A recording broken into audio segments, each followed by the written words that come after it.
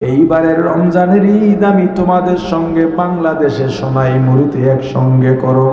খবর পাইয়া বাবাও খুশি, মাও খুশি। সন্তান কিছু ঈদের বাজার পাঠায় দিছে। বাবা, যেই বাজারগুলো এখানে পাওয়া যায় এগুলো পিওর, এগুলোর দাম কম, পাঠায় দিলাম। ঈদের দিনে বাড়িতে কত মজাদার খাবার রান্না হইতো।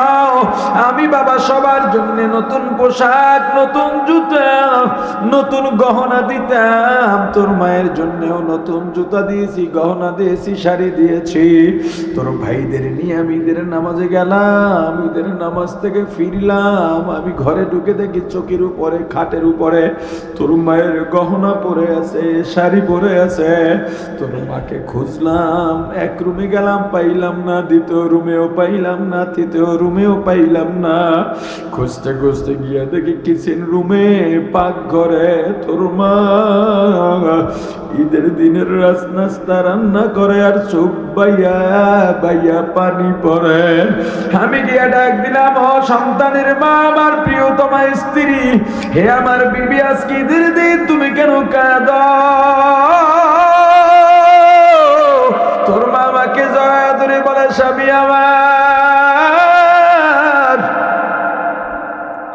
আমার সন্তান বিদেশে কেমন ঈদ করলো জানি না। ও স্বামী, আমার সন্তানকে রেখে আমি মা ঈদের আনন্দ করতে পারি না। এ বাবা, আজকে তুই আসবি, তোর মা সারা রাত ঘুমায় নাই, কত পিঠা বানাইছে জানো না। আমি কি বলবো? সন্তানের যাইতে দেরি এটা চিন্তা করে মা দরজায় গিয়া দাঁড়াইছে, ফাঁকা ফোঁকা দিয়া তাকায়। হঠাৎ তাকায় দেখে একটা গাড়ি আসতেছে, দৌড় দিছে ঘরের মধ্যে। ছেলে বলে, মা গো, তুমি মহিলা মানুষ, এমনি কেন দৌড়াও? তুমি তো বয়স্ক, হোঁচট খেয়ে পড়ে যাওয়া। বলে না, আজকে আমার শক্তি ফিরে পাইছি। যা যা নিয়ে তাড়াতাড়ি ফুলের তোরা নিয়ে রেডি হ, ফুলের মালা নিয়ে রেডি হ। তোর ভাই আসছে, গাড়ি আসতেছে। এই রোডে গাড়ি আসে না, আজকে আসছে মানে তোর ভাই গাড়ি নিয়ে আসছে।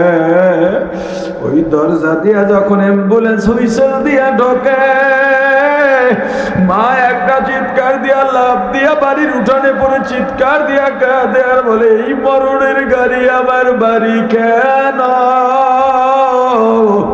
কার কপাল পুরুষে গাড়ির দরজা খুলে দেখে প্রিয় সন্তান এমন ঘুমাইছে, আর মা বলে ডাকবে না। মায়ের অবুঝমন সন্তানের হাত ধরে টানিয়ে বলে, ও সন্তান, ওরে বাবা, তোর সঙ্গে কথা ছিল, আমাকে মা বলে ডাকবে, একটা ডাক দিরে বাবা। হেরে বাবা, এই অ্যাম্বুলেন্সের সিট তো তোর শোয়ার জায়গা না, চল বিছানায় চল, তোর জন্য নতুন চাদর বিছাইছি। ওরে বাবা, তোর জন্য গরম পানি দিছি, আয়। বোনেরা ডাক দেয়া বলে, বাইরে তোর টাকা দেয়া বিবাহ বন্ধনে আবদ্ধ হইলাম, চাইছিলাম তোরে ফুলের তোরা দেব। ভাই ডাকে আর বলে, ভাই গো, তোমার টাকা দিয়া লেখাপড়া করলাম, আজকে আমি চাকরি পেয়েছি। ওরে ভাই, চুলায় গরম পানি, এই পানি যে তোর শেষ গোসলের পানি হবে রে ভাই, বুঝতে পারি নাই। ও ভাই, কোন দিন মারা যাব তুমিও জানো না, আমিও জানি না। আজরাইলের আয়াতের মধ্যে আছি, শুধু হুকুম হবে। এইবারের রমজানের ঈদ আমি তোমাদের সঙ্গে বাংলাদেশে সোনাই মুড়িতে একসঙ্গে করব। খবর পাইয়া বাবাও খুশি, মাও খুশি। সন্তান কিছু ঈদের বাজার পাঠায় দিছে। বাবা, যেই বাজারগুলো এখানে পাওয়া যায় এগুলো পিওর, এগুলোর দাম কম, পাঠায় দিলাম। বাবার জন্য একটা চয়েস করে পাঞ্জাবি পাঠাইছে ঈদের দিনের জন্যে। মায়ের মায়ের জন্য গহনা পাঠায় দিছে, ঈদের বাকি এখনো 15 দিন, কিন্তু মা সন্তানের দেওয়া গহনা পরে নিজের বান্ধবীদের কাছে যায়, পাড়া প্রতিবেশী মহিলাদের দাওয়াত দিয়া দেখায় আমার সন্তান আমার জন্য গহনা পাঠাইছে। বাবা পাঞ্জাবি পরে বাজারে গিয়া আনন্দের সাথে এলান করে আমার সন্তান এবার একসঙ্গে ঈদ করবে। তোমার সন্তান নিয়ে এত বছর ঈদগাহে গেছ, এবার আমিও আমার সন্তান সহ ঈদগাহে যাব। 26-27 রোজা সন্তান ফোন দিল, বাবা আমি এয়ারপোর্টে নেমেছি, রাত অধিক, আমি একটা গাড়ি ভাড়া করে চলে আসবো মাইক্রোনিয়া, তোমাদের সঙ্গে আমি একসাথে সাহারি খাবো। খবর পাইয়া মা ঘুমান না, বাবাও ঘুমান না, সন্তানের যত পছন্দের পিঠা আছে মা বানান, মেয়েদের ঘুমাইতে দেন নাই, যাদের বিবাহ হয়ে গেছে ওদেরও ডেকে বাড়িতে আনছে, ছেলেরা যারা দূরে ছিল, চিটাঙে ছিল, বরিশাল ঢাকায় ছিল, ওদেরকেও ডেকে আনছে। মা পিঠা বানায়, বাবা তাহাজ্জুদে সন্তানের জন্য দোয়া করে। সাহারির সময় একদম শেষ, এরপর সন্তান আছে না, শেষ সময় সবাই সাহারি খাইয়া ঘুমায়া গেছে, কিন্তু মা আর বাবা ঘুমান না, দরজা খুলে পথের দিকে তাকাইয়া রইছেন আর অপেক্ষা করতেছেন। বারবার বাইরের দিকে উকি মারেন, গাড়ির হরেন পাইলে একটু নেমে তাকান। যখন সকাল 8-9 বেজে গেল, মায়ের মনটা ভালো লাগে না, স্বামীকে ডাক দিয়া বলে, সন্তানের বাবা একটু ফোন দাও। কেন আসেন, আমার মন ভালো লাগে না, অস্থির কেন লাগে। বাবা জবাব দিয়া বলে, বিবি টেনশন করো না, ঈদের যুগ, যানজট থাকতে পারে, চলে আসবে। স্বামীর সান্ত্বনা পাইয়া সন্তানের মা বাকি কাজগুলো গুছাইতেছে। বাবারও মনটা এবার ভালো লাগে না। 10-11 বেজে গেছে, সন্তান কেন আসে না, উঠানের মধ্যে পায়চারি করতেছে। হঠাৎ করে দেখে সন্তানের নাম্বার থেকে ফোন, সে কি আনন্দ। বাবা ফোনটা রিসিভ করে সালাম দিয়েই বলে, বাবা তোমার এত দেরি কেন, আমাদের তো ভালো লাগে না। অপর প্রান্ত থেকে ডেকে বলি, বাবা আমি তোমার সন্তান না, এই মোবাইল যদি তোমার হয়ে তা সন্তানের হয়ে থাকে রে বাবা, তোমার সন্তান যেই মাইক্রো হাইস ভাড়া করে সোনাইমুড়ির উদ্দেশ্যে ঢাকা থেকে রওনা দিয়েছিল, ওই গাড়িটা বাড়িতে আসতে পারে নাই, নাতের পেটু অথবা চাটখিলে, রামগঞ্জে, রায়পুরে, নোয়াখালীর বেগমগঞ্জে অ্যাক্সিডেন্ট হয়ে ট্রাকের বা বাসের মুখোমুখি হয়ে অ্যাক্সিডেন্ট হয়ে গেছে। বাসের মধ্যে মানুষও মারা গেছে, গাড়ির মধ্যে মানুষও মারা গেছে, অনেকগুলো যুবকের লাশও আছে, সাদা কাপড় দিয়া রাস্তার মধ্যে ঢেকে রাখা আছে। বাবা একটা দৌড় দিছে, মা জানালা দিয়া তাকায় দেখে স্বামী আমার দৌড়ায়, আনন্দ পাইছে, সন্তান বুঝে কাছাকাছি চলে আসছে। মেয়েদের ডাক দিছে, তোরা কে কোথায়, নতুন চাদর বিছা, বালিশের কাভার গুলো পাল্টাইয়া নতুন কাভার লাগা, কোল বালিশের কাভারটাও পাল্টায়া ফেল। একজনে যা পানি গরম দে, এত দূর থেকে জার্নি করে আসবে, গরম পানির গোসলে শরীরটা ভালো লাগবে। ছেলেদের বলে, বাবা তোরা কই ফুলের তোরা রেডি কর, ফুলের মালা রেডি কর, লাল গালিচা বিছা, এত বছর পরে সন্তানের মুখ দেখবো, সন্তান সরাসরি আমাকে মা বলে ডাক দেবে, আবার কলিজাটা ঠান্ডা হয়ে যাবে। বাবা স্পটে গিয়া দেখেন অনেকগুলো লাশ সাদা কাপড় দিয়া ঢাকা, একটা একটা মুখের উপর থেকে কাপড় উঠান আর কৌতূহল বাড়ে। হঠাৎ তাকায় দেখে কলিজার টুকরা সন্তান লাশের সারিতে, লাশের সারিতে সামিল হয়ে গেছে। সন্তানকে কোলের মধ্যে নিয়া মাথাটা বুকের সঙ্গে ঠেসে চিৎকার দিয়া কাঁদেন আর বলেন, বাবা বাজার তো বাড়িতে পৌঁছাইলি, তুই কেন আইলি না? বাবারে আমি পুরুষ মানুষ, সহ্য করতে পারবো, তোর মাকে কি বলে জবাব দেব বল। এ বাবা তুই যেদিন বিদায় নিয়ে যাবি তার 1 সপ্তাহ আগের থেকেই তোর মার কান্না স্টার্ট হয়ে গেছে। রাতে দেখি তোর মা ঘুমায় না, যায় না মাঝে বসে নামাজ পড়ে আর কাঁদে। আমি বললাম বিবি ঘুমাও না কেন? তোর মা কাঁদে আর বলে স্বামী গো, সন্তান দেশের বাইরে চলে যাবে, কত বছর আসবে না জানি না, সন্তানকে দূরে রেখে আমি মা কেমনে থাকব রে? ওরে বাবা, তুই যেদিন রওনা দিয়া যাও, তোর মা তোর পেছনে পেছনে বাড়ির দরজায় গিয়া গাছের আড়ালে দাঁড়াইয়া তোর পথের দিকে তাকাইয়া তাকাইয়া কাঁদে। এ বাবা, তোকে যখন আমি গাড়িতে উঠায় দিলাম, এয়ারপোর্টে পাঠায় দিলাম, বাড়িতে ফিরতি পথে আমি দেখলাম তোর মা এখনো বাড়ির মধ্যে যায় নাই। ওই গাছের গোড়ায় বসে কাঁদে, কাঁদতে কাঁদতে গালে পানির দাগ পড়ে গেছে। আমি ঘরের মধ্যে নিয়ে গেলাম, এই যে তোর মায়ের কান্নার বন্ধ হয় না রে বাবা। মাঝে মাঝে গভীর রাতে দেখতাম তোর মা বিছানায় আমার পাশে নাই। খুঁজতে খুঁজতে গিয়া মাঝে মাঝে পাইতাম নামাজে, কখনো কখনো পাইতাম দোয়ায় হাত উঠাইয়া তোর জন্যে এমন কান্দাই কান্দে আর দোয়া করে, ও আমার আল্লাহ নারী সেরা ধন। ওরে আমি কতদিন দেখি না বিদেশের মাটিতে কি খায়, কেমনে ঘুমায়।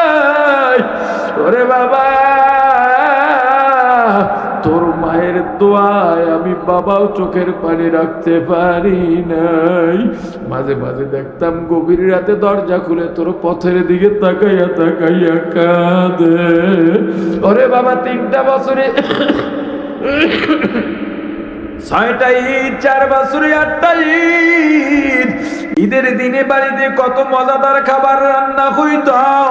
আমি বাবা সবার জন্য নতুন পোশাক, নতুন জুতা, নতুন গহনা দিতাম। তোর মায়ের জন্যও নতুন জুতা দিয়েছি, গহনা দিয়েছি, শাড়ি দিয়েছি। তোর ভাইদের নিয়ে আমি ঈদের নামাজে গেলাম, ঈদের নামাজ থেকে ফিরলাম, আমি ঘরে ঢুকে দেখি চকির উপরে, খাটের উপরে তোর মায়ের গহনা পরে আছে, শাড়ি পরে আছে। তোর মাকে খুঁজলাম, এক রুমে গেলাম, পাইলাম না, দ্বিতীয় রুমেও পাইলাম না, তৃতীয় রুমেও পাইলাম না। খুঁজতে খুঁজতে গিয়া দেখি কিচেন রুমে, পাকঘরে তোর মা ঈদের দিনের নাস্তা রান্না করে আর চোখ বাইয়া বাইয়া পানি পড়ে। আমি গিয়া ডাক দিলাম, ও সন্তানের মা, আমার প্রিয়তমা স্ত্রী, হে আমার বিবি, আজকে ঈদের দিন তুমি কেন কাঁদো? তোর মা আমাকে জড়ায় ধরে বলে, স্বামী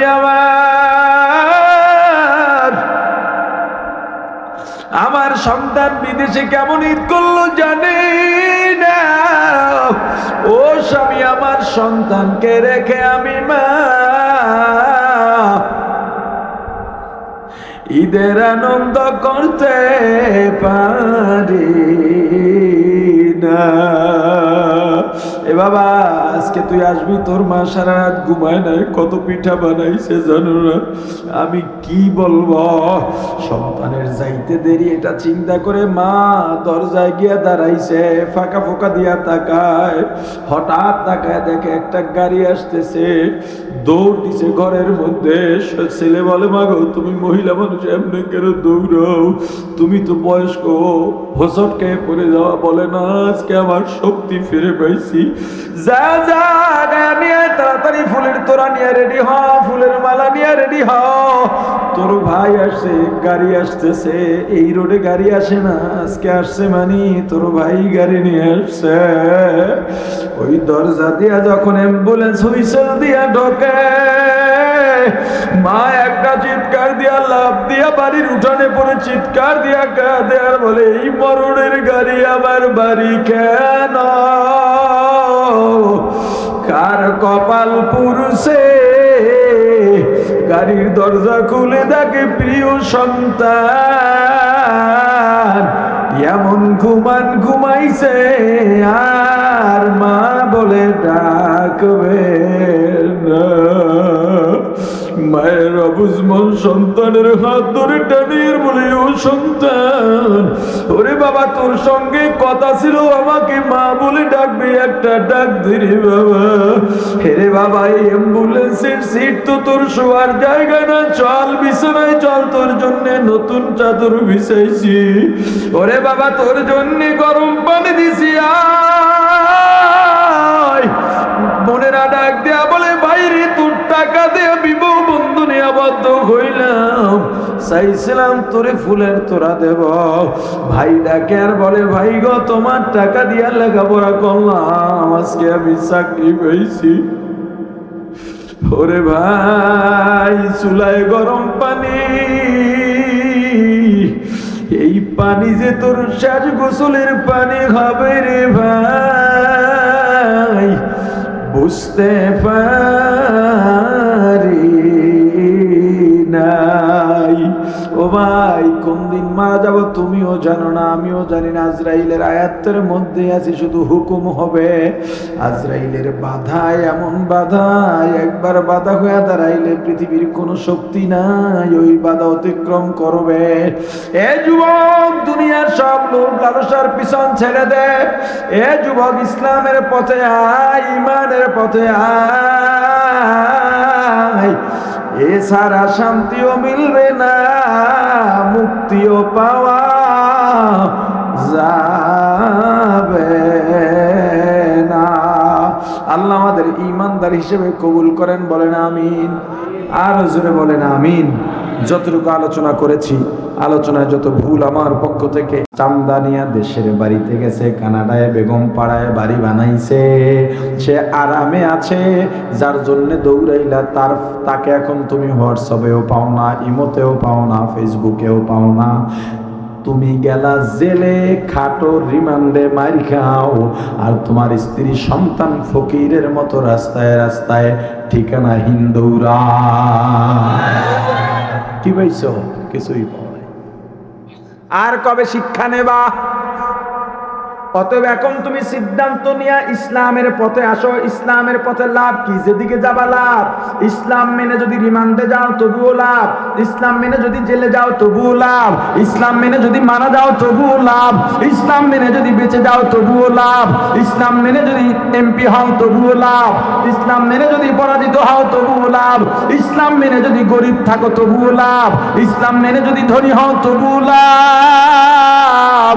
তোমার লাভ ছাড়া লসের কোনো ক্ষতি আর নাই।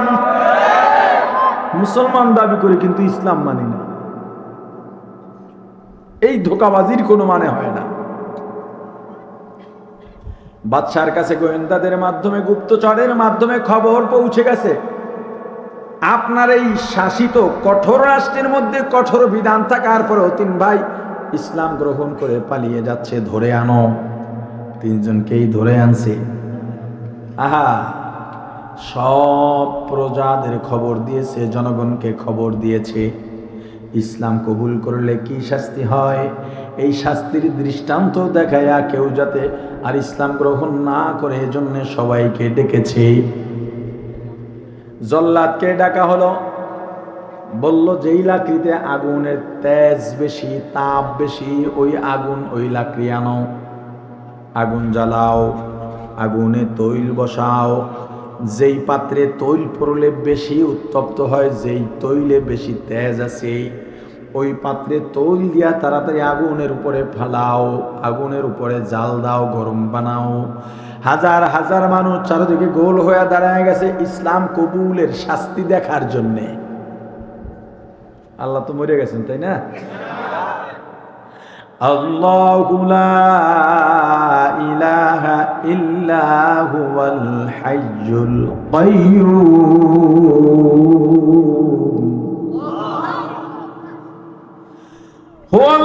হুয়াল্লাহুল্লাযী লা ইলাহা ইল্লা হুয়া আলিমুল গায়বি ওয়াশ শাহাদাতি হুয়ার রাহমানুর রহিম।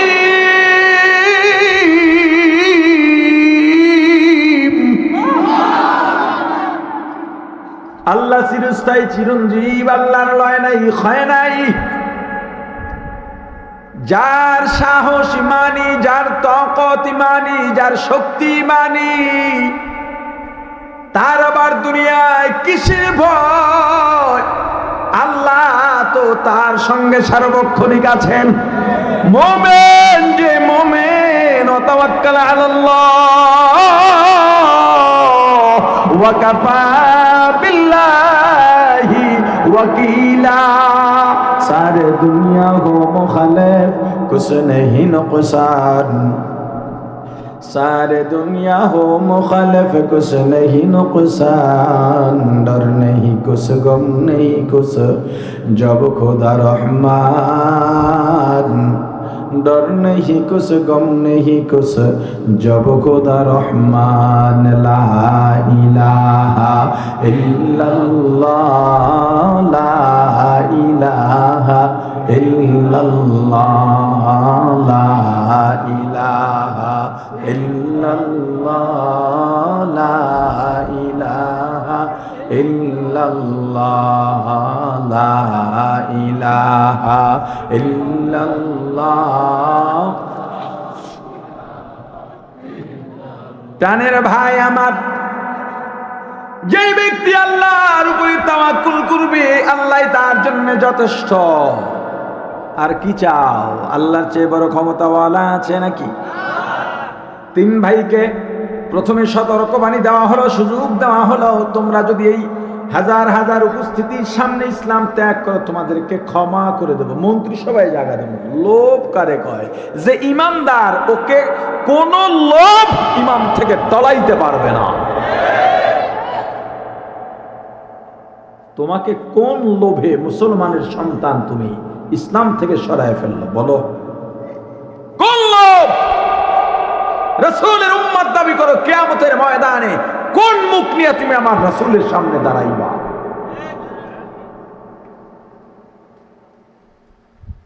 অস্বীকার করলো তিন ভাই, বড় ভাইকে তৈলের মধ্যে ফেলায় দিছে, সাথে সাথে শেষ।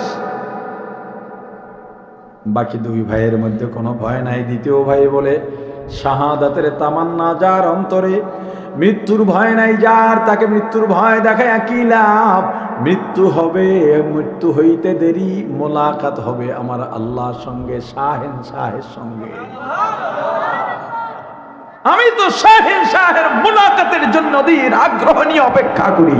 মৃত্যুর ভয় কাকে দেখাও? মৃত্যুর ভয় ভীত হয় শুধুমাত্র ভীতরা, সাহস ইমানদারেরা ভীত হয় না। দেখেন না, মাঝে মাঝে দেখবেন সাহস রিক্সাওয়ালা আছে, পাগড়ি বান্ধা রিক্সা চালায়, আছে না নাই?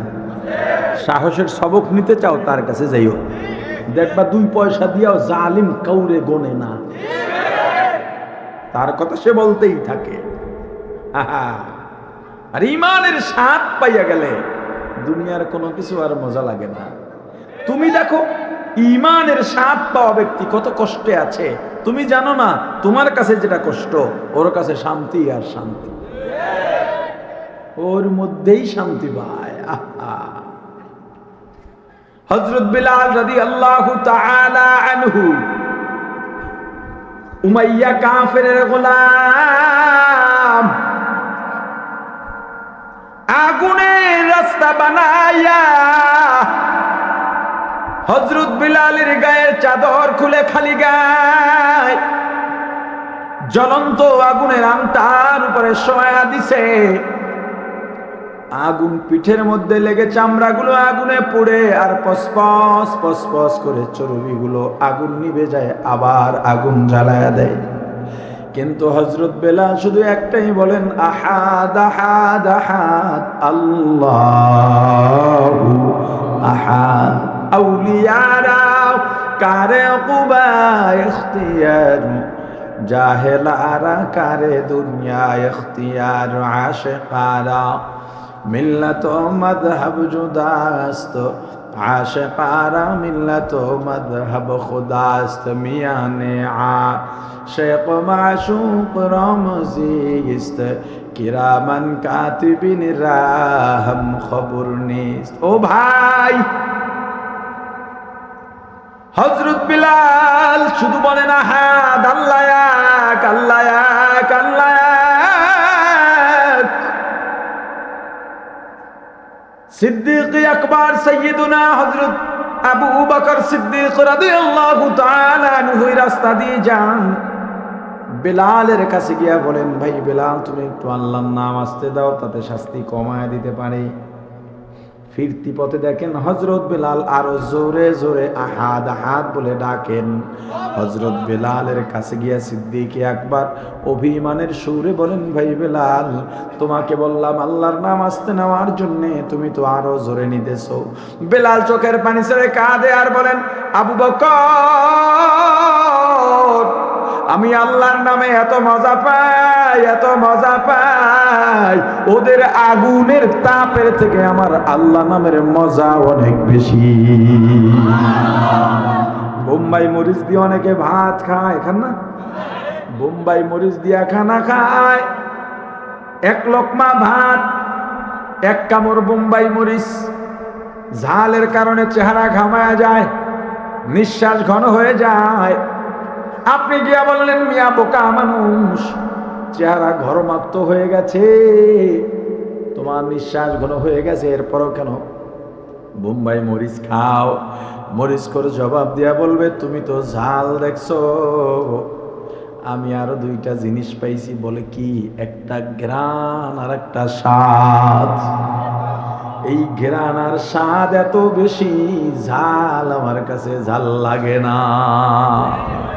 ঈমানদার যে ঈমানের স্বাদ আর ঘ্রাণ, ঈমানদাররা জান্নাতের ঘ্রাণ পায়। ওই রিমান্ডে গেলেও রিমান্ড খায়, আল্লাহর নামে মজা, জিকিরে মজা, নামাজে মজা, রোজায় মজা, সুবহানাল্লাহ মজা, আলহামদুলিল্লাহ মজা, আল্লাহু আকবার মজা, লা ইলাহা ইল্লাল্লাহ মজা, আল্লাহু আকবার মজা, আল্লাহ আল্লাহ মজা, সাল্লাল্লাহু আলাইহি ওয়াসাল্লাম মজা, আস্তাগফিরুল্লাহ মজা, সুবহানাল্লাহ ওয়া বিহামদিহি সুবহানাল্লাহিল আযীম মজা। এই মজা এত বেশি, এত বেশি, জালিমের অত্যাচার অত্যাচারী মনে হয় না। মেজো ভাই বলে, যার মৃত্যুর ভয় নাই, যে শাহাদাতের তামান্নায় বিভোর, যার দুনিয়ার জার্নি শেষ হওয়ার সঙ্গে সঙ্গে মোলাকাত হবে শাহের সঙ্গে, তাকে কিসের মৃত্যুর ভয় দেখাস? ইসলামে এত মজা পাইছি, এই মজার কাছে জালিম তোর তৈল কিচ্ছু না, আগুন কিচ্ছু না, মৃত্যুদণ্ড কিচ্ছু না। দ্বিতীয় ভাইকেও ফালায়া দিল। ছোট ভাই দুই ভাইয়ের দিকে তাকায়া তাকায়া কাঁদেন। বাদশাহ মনে করছে ভয় পাইছে, এইটারে দেখি বাগে আনা যায় কিনা। কানের কাছে মুখ নিছে, গালটা ধারে গেছে না, কথা কয় না, কয় কান্দিস না, ভয় নাই, ইসলাম থেকে ফের, রাজকন্যা পাবি, মন্ত্রী সভায় জায়গা পাবি। কইতে দেরি, থাপ্পড় মাইরা কান পট্টি গরম করতে দেরি হয় নাই। জালিমের সামনে দাঁড়াইয়া হক কথা বলা উত্তম জিহাদ, আমার রাসূল বলেছেন।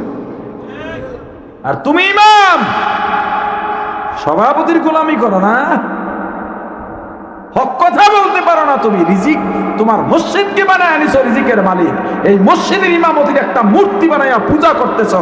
লাথি মারো পূজার উপরে, হক কথা সবার আগে উচ্চারিত হবে জুমার মসজিদের মেম্বার থেকে। ওখান থেকেই ঘোষণা আসবে সব অন্যায়ের বিরুদ্ধে প্রতিবাদে। তুমি প্রতিবাদ করলে মসজিদ কমিটিকে হুজুরের রাজনীতির কথা কয় রাহা যাইবে না, যেইটাই কইবে এই কথা সেইটার ইমামতিতে পাঠায় দেবা, সব ঠান্ডা। আর মুসল্লিটিও তো এই মার্কা, তোমার ইমামরে বিদায় দেয়, তুমি বলো আর কোন ইমাম এখানে হবে না, যে বিদায় দেবে তারা দিয়ে ইমামতি করাতে হবে। মসজিদ নিয়ে মসজিদের রাজনীতির কথা কওয়া যায় না, কিন্তু হেরা ঠিক ওই মসজিদ নিয়ে রাজনীতি করে। এই ইমাম বাদ দেয়, ওই ইমাম আনে, কে কার পক্ষে কথা কয়, এই গুচ্ছাচালি করে, এইটার নাম একটা অপরাজনীতি। কথা কয় না, কয় হুজুর বয়ান করবেন, রাজনীতির কথা বলা যাবে না।